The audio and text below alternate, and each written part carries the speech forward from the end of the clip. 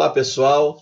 Vamos analisar hoje a vinda da família real para o Brasil, num processo que está intimamente ligado à nossa própria independência, que iria ocorrer somente em 1822. Mas, gente, a ideia de trazer a corte para o Brasil não era uma ideia original do século XIX. Já no século XVI, em 1580, na crise da dinastia de Avis, quando ela chega ao fim com a morte de Dom Sebastião, já se cogitou trazer a corte para cá. Em 1640 mesmo, quando Portugal rompeu com a Espanha, através da restauração portuguesa, voltou a ter um rei português, Dom João IV, da dinastia de Bragança, se cogitou em trazer a corte para cá. Mas o que faz ela vir então só no século XIX? O que vai fazer é o contexto napoleônico. Napoleão ambicionava controlar a Europa e transformar a França na maior potência econômica da época. Então ele rivalizava com a Inglaterra. Ele buscou de todas as formas militares destruir a Inglaterra. Mas havia um problema: a Inglaterra é uma ilha e a marinha inglesa sempre foi poderosa. No caso, é até interessante porque o exército francês de 1 milhão de soldados era mais poderoso que o inglês, mas a marinha inglesa era mais poderosa que a francesa. Então ficava naquele impasse, porque a Inglaterra é uma ilha. Então qual foi a solução que o Napoleão planejou? Isolar a Europa continental. Veja, lembra, a Inglaterra é a Europa, mas ela é uma ilha.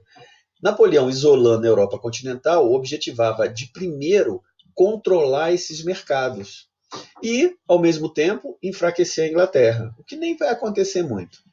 Mas a verdade, pessoal, é que ele ameaça os países da Europa continental, e é nesse contexto que entra Portugal.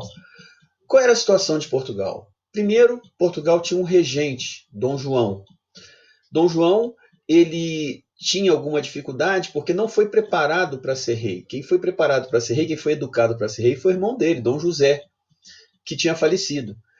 Ele, então, não sendo preparado, quando a mãe fica doente, Dona Maria fica doente, ele assume a regência, ele vai ter uma certa dificuldade. Mas, de qualquer forma, pessoal, além disso, havia dentro de Portugal um grupo que apoiava os franceses, nobres que apoiavam os franceses, e um grupo que apoiava os ingleses. Soma-se a isso o fato de que a dívida de Portugal com a Inglaterra era gigantesca, porque foi a Inglaterra que financiou a restauração portuguesa em 1640. E depois a Inglaterra financiou a recuperação econômica de Portugal, que foi bastante lenta, mas a Inglaterra financiou essa recuperação lenta, que na verdade também nunca se consolidou. E a Inglaterra aproveitou também para impor uma série de tratados comerciais. Moral da história: Portugal deve muito à Inglaterra, então a situação era complicada. Porque se Dom João se submete ao bloqueio continental imposto por Napoleão, a Inglaterra poderia cobrar as dívidas, na verdade, fatalmente faria isso, e até, quem sabe, tomar as colônias, inclusive incluindo aí a maior delas, o Brasil. Mas se Dom João ficasse ao lado da Inglaterra, Napoleão Bonaparte ia invadir com seus exércitos. E aí, no caso português, não teria a menor chance de defesa. Por mais que os portugueses odeiem Dom João, ele é chamado lá até hoje Rei Fujão, Dom João ele foi bastante sagaz. Num primeiro momento, ele tenta fazer uma espécie de jogo duplo para esperar o desenrolar dos acontecimentos, e no segundo momento ele assina com o rei da Inglaterra, o rei Jorge III, ele assina a famosa Convenção Secreta em 1807. Pela Convenção Secreta, pessoal, Portugal traria a corte para cá, o Brasil, e os ingleses teriam vantagens comerciais. Também os ingleses dariam a Portugal a proteção militar que os portugueses tanto precisavam. Acontece que a Convenção Secreta acabou vazando, e o Napoleão ficou sabendo. O Napoleão, então, assina com a Espanha o famoso Tratado de Fontainebleau, que era um tratado que previa simplesmente, pessoal, a destruição da dinastia de Bragança e a divisão do território português. Então vejam, foi nesse contexto que Dom João vem, porque o Napoleão, com esse acordo com a Espanha, que aliás ele não cumpriu, porque depois ele dominou a Espanha, depois o rei Fernando VII, depois o rei Carlos IV, que aliás Carlos IV, pai da Carlota Joaquina, esposa de Dom João, e invadiu em direção a Portugal. O próprio Napoleão não comandou as tropas da invasão de Portugal, quem comandou foi o Junot. Mas a verdade é que Dom João ele resolve sair de imediato para cá. É óbvio, pessoal, que essa história que tem, essa lenda urbana, que não, ele acordou de manhã, vou para o Brasil, não é bem assim. Porque você não consegue transferir em torno de 12 a 15 mil pessoas num dia, vou para lá. Já havia uma programação, mas ela foi mal elaborada. Inclusive, esses números aí, de 12 a 15 mil, há uma série de estudos recentes que contestam esse número.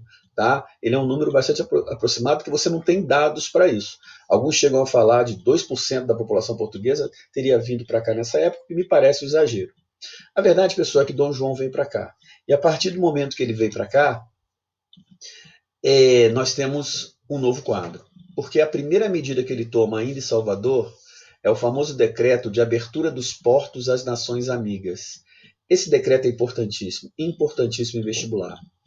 Porque quando Dom João faz isso, é claro, ele tem um acordo com a Inglaterra, que é a Convenção Secreta, mas ele também tem as demandas portuguesas.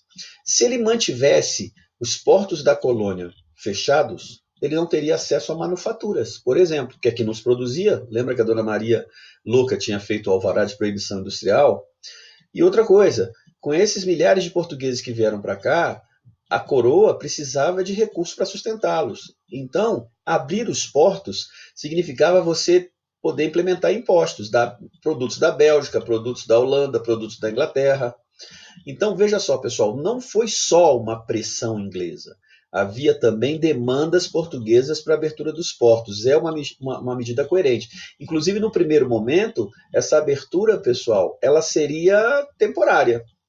Mas o que interessa mais para a gente na abertura dos portos não é nem isso.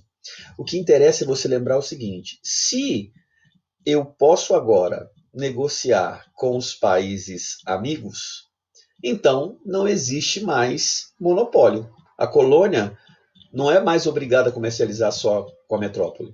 E se não existe mais monopólio, não tem mais pacto colonial. Atenção, pessoal, lembra sempre que eu falo que o vestibular é a pergunta. Eu posso afirmar categoricamente que na prática, o Brasil deixa de ser colônia em 1808, quando abrem os portos. Tá? Então, os portos são abertos e o Brasil deixa de ser colônia. Legalmente, ele só vai deixar de ser colônia quando foi levado a Reino Unido, a Portugal e Algarves, mais lá na frente um pouquinho, 1815. Tá legal? Mas na prática, o que interessa para a gente, eu já tenho uma situação diferente. O Brasil deixa de ser colônia porque não há mais monopólio no impacto colonial. Tá bom?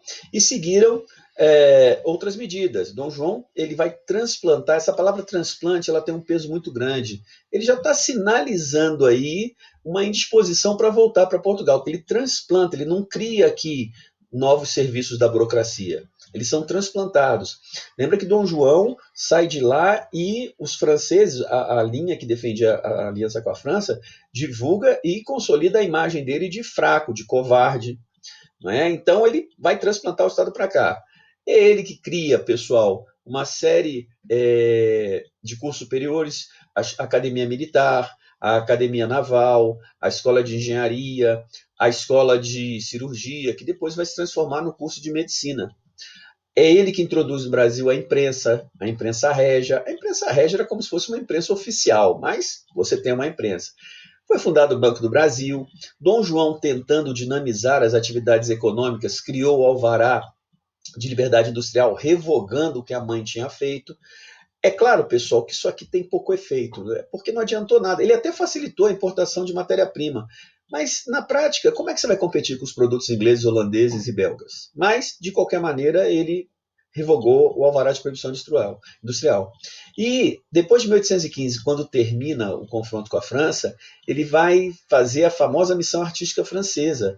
Essa missão artística francesa, pessoal, ela mudou, ela teve um impacto na sociedade, principalmente do Rio de Janeiro, muito grande, nos costumes, na culinária. É aqui que você tem o hábito de comer pão no Brasil se consolidando, por causa dos franceses.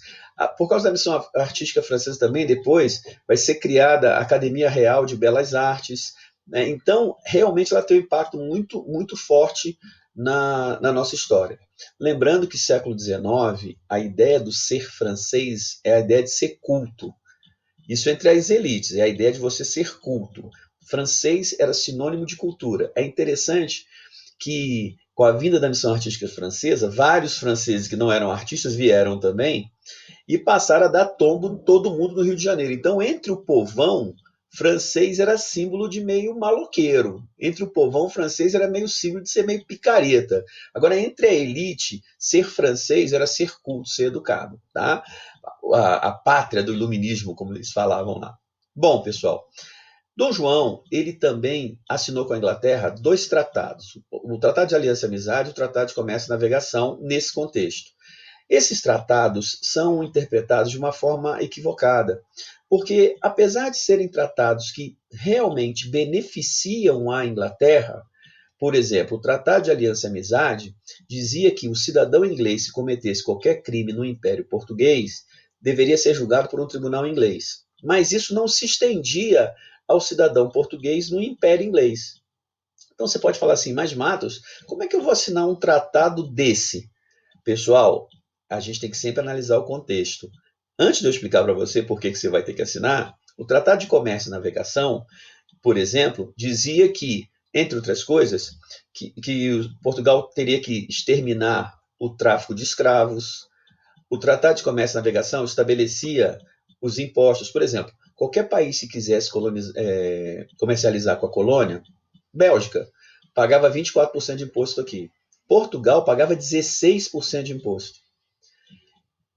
E a Inglaterra pagava 15%. Matos, de novo eu não estou entendendo, mas não é de Portugal. Por que a Inglaterra paga 15% e Portugal paga 16%? Porque em 1810 você ainda tem os conflitos entre franceses e ingleses no território português, e os ingleses aproveitaram essa situação para impor os tratados. Exatamente assim, pessoal. Ou vocês aceitam esses tratados, vocês portugueses, e nós continuamos combatendo os franceses, os expulsamos definitivamente de Portugal, ou então a gente larga para lá.